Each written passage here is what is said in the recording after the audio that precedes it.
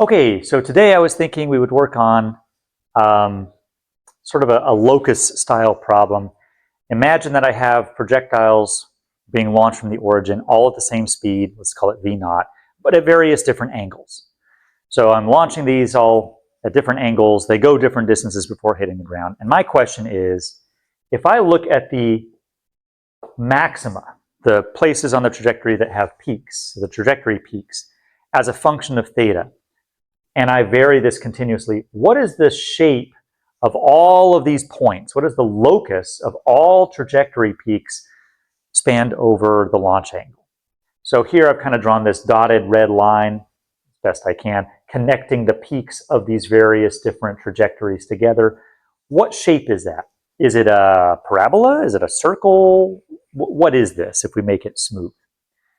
And I want to recall a couple facts. One, the range of a given projectile is v naught squared over g sine 2 theta. We've derived that before. And two, the maximum height is v naught squared over 2g sine squared theta. So h here will be the y coordinate of this peak.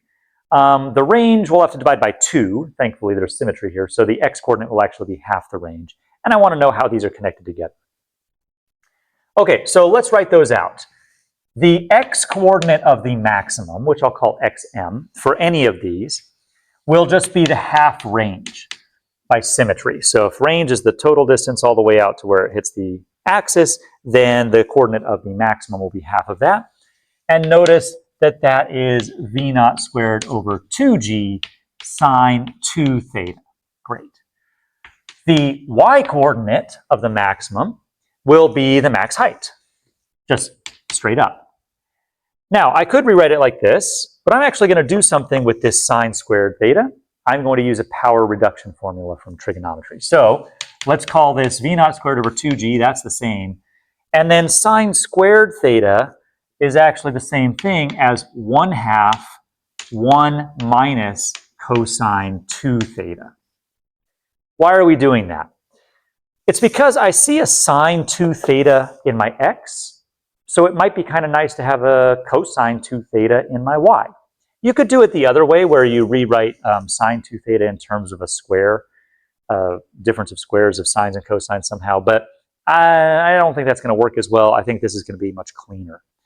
So with that power reduction formula, I can now put this in sort of a common trig form. Let's also define, while we're at it, something called d, which will be v naught squared over 2g. It's just something with units of distance. And actually, if we think about it, this is the maximum height. This distance right here is d. Notice when theta equals 90 degrees, I fire it straight up, I get h equals d. So d is kind of setting an overall scale for this. It's the, what do we kind of want to call it, diameter or something of this shape, which we've yet to identify. And if we do that, I see that I can rewrite these a little bit more cleanly as just x, which is this maximal location of the projectile's peak, normalized by some distance, and that's just going to be sine 2 theta. And y will be also normalized. It'll be 1/2 1 minus cosine 2 theta. Okay. Now let's try to rearrange these, eliminate theta somehow, and we'll get a nice Cartesian expression for what this shape is and see if we can recognize it. So the first thing I'm going to do is remember that sine squared plus cosine squared equals 1. So that kind of hints that I want to solve each of these for sine and cosine. The x is already done. For y, what I'll go ahead and do is multiply by the 2 and then subtract the 1, but then flip it to get cosine. So in other words, we have sine 2 theta is just x, and cosine 2 theta will be what? 1 minus 2y. So that's my expression for cosine 2 theta. And now I'll use the Pythagorean identity. The sum of these squares should equal 1. So x squared plus 1 minus 2y squared should equal 1. This is almost in the right form. I'm going to go ahead and use the fact this is a square to kind of flip these around. I'll also pull out the 2. And maybe I'll even rewrite it as, I'll write it as a 4. Okay. So in this form, we can see what type of locus this is. Notice that I have a sum of 2 squares equaling 1. That's an ellipse for sure. The center of the ellipse is at x equals 0, y equals 1/2. Well, that makes sense. That's right here.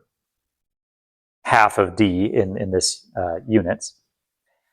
Notice that the semi-major axis is 1 in these units. So again, out to here, this distance would be 1. Really what it is d.